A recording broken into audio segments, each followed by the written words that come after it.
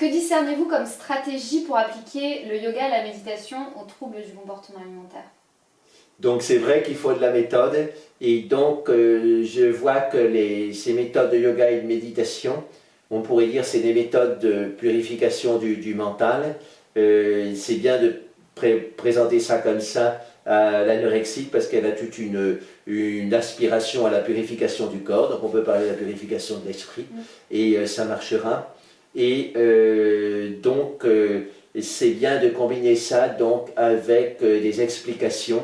Et donc de nos jours, il y a un boom d'études sur ce qu'on appelle MBCT, Mind-Based Cognitive Therapy. C'est depuis 5 ans et on s'aperçoit que ça marche très bien. On a commencé ça avec la dépression.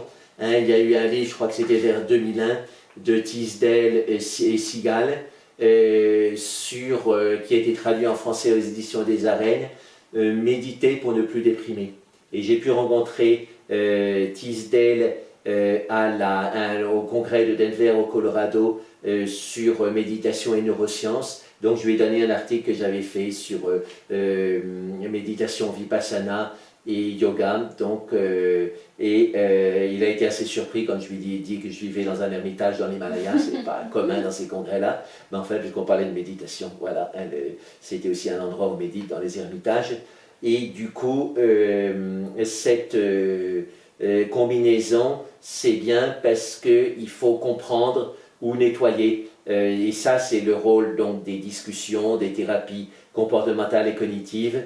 Comment est-ce que dans son comportement, dans la manière dont on fonctionne, on peut aggraver les choses ou au contraire les soigner, les diminuer.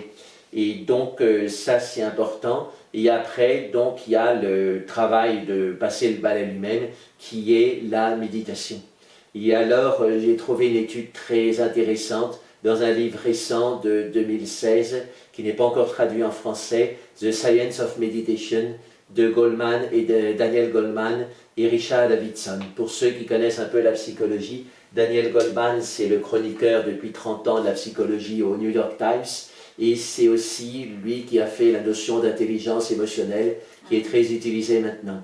Et quand il avait 20-25 ans, il allait dans les pays d'Asie du Sud, au Sri Lanka, etc., pour apprendre la méditation vipassana avec Richard Davidson. Ils étaient tous les deux donc étudiants à Harvard. À l'époque, donc les études sur la méditation, c'était pas du tout connu ou très peu. Mais ils ont commencé. Et ensuite, Richard Davidson est devenu un spécialiste de cerveau et émotion et de cerveau et méditation. Et au bout de 40 ans, ils se sont retrouvés pour faire ce livre de synthèse, The Science of Meditation. Donc c'est 300 ou 400 pages écrits en petit. J'ai lu la plupart, il me reste encore à terminer. Donc très intéressant comme livre. Et dedans, il cite l'étude de Cradwell de 2016 qui a bien prouvé les choses à propos de l'efficacité de la méditation contre la dépression. Et il y a un aspect de dépression dans l'anorexie, hein, on veut en finir avec le corps quelque part. Certains mettent ça au même niveau que le suicide. D'ailleurs, à Bordeaux, le service pour les anorexies, quand je m'intéressais à ça, était encore dans le même... c'était les mêmes lits que pour les adolescents suicidaires. Donc voilà, c'est pas forcément une bonne compagnie pour les adolescents anorexiques, hein, mais ça c'est le problème administratif, on fait ce qu'on peut avec ce qu'on a. Et donc c'est important, donc Cradwell a fait une étude sur la dépression, mais dont je transpose les résultats à l'anorexie, et son étude est assez simple.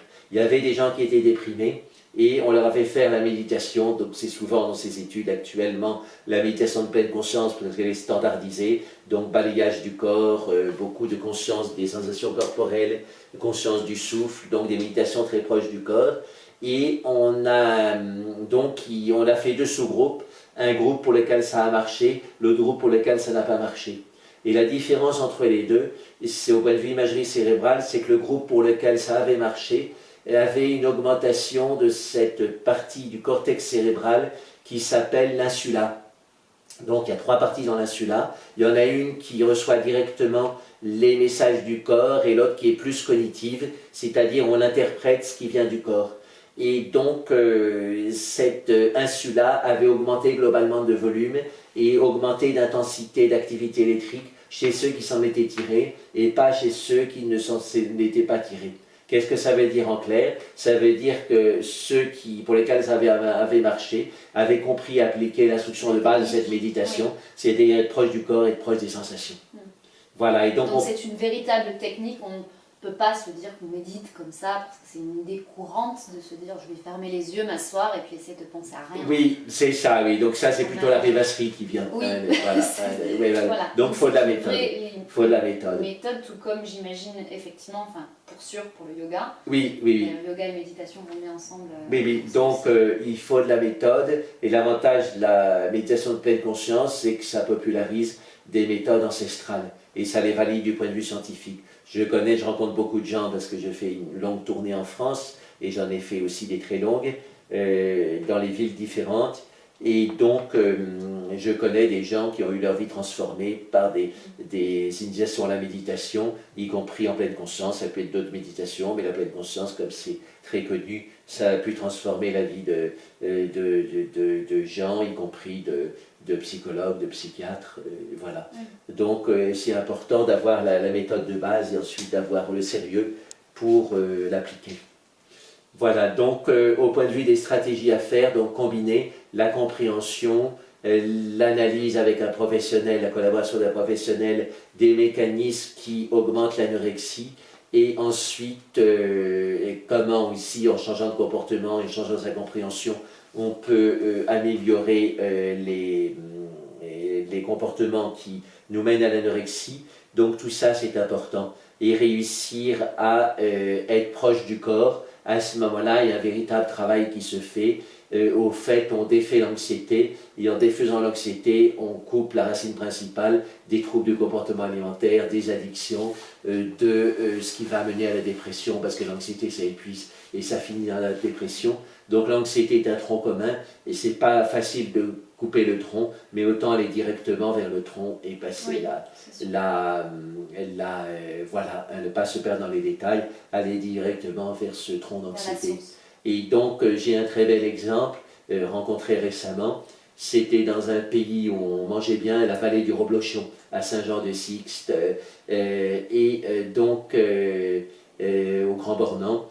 Et cette dame avait été anorexique depuis l'âge de 20 ans, elle en avait 65, et entre 21 et 63, tous les matins, elle se faisait vomir après le petit déjeuner. Donc pour elle, elle disait « je ne pourrais jamais m'en sortir », elle avait essayé des thérapies, ça n'avait jamais marché. Et elle a commencé le yoga vers l'âge de 61 ans, et sans qu'on lui lave le cerveau en disant « c'est mal l'anorexie, c'est mal de se faire vomir après le petit déjeuner », spontanément, un beau jour, ça a disparu. Et ensuite, c'est pas revenu. Donc, elle avait 3 ans de recul. Elle était donc guérie, voilà, de son truc anorexique. Ça lui est quand même tenu pendant 42 ans au corps. Mais il a fallu 2 ans de yoga pour que ça s'assouplisse à l'intérieur, qu'il y ait une alchimie intérieure qui s'efface, une fermentation. Puis un beau jour, ça s'est terminé, c'est pas revenu. Voilà, donc, et ça, alors, est-ce qu'elle a fait de la psychothérapie à cette époque-là? C'est possible qu'elle en ait fait un peu, mais elle était boostée par le yoga. Donc, c'était non seulement des paroles, mais ou de la compréhension, mais il y avait l'énergie du yoga qui s'est mise dedans, et là, ça a marché. Voilà, donc c'est un bel exemple. J'ai même prise en vidéo, voilà, cette dame, et elle accepte qu'on diffuse son témoignage.